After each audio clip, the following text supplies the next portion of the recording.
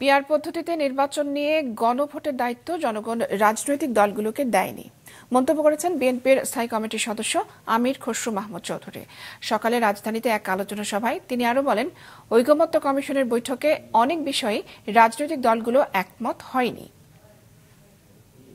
আমরা এখন ঐকমত আসতে পারিনি, সেই জায়গাগুলোতে আমরা ঐকমত হওয়ার জন্য পার্লামেন্টারি ডিবেটের মধ্যে আলোচনা হোক, পাবলিক ডিসকোর্স হোক, সিভিল সোসাইটিতে আলোচনা হোক, এই যে যারাই জিতে তাদের সবকিছু,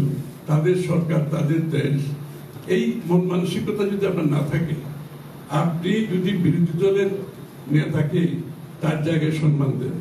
বিরোধী দলের সংসদ সদস্যদের তাদের সম্মানটা দেন, তাদের ইন্ডিপেন্ডেন্সটা দেন, তার কথা বলার স্বাধীনতা দেন, তাই প্রবলেম সলভ।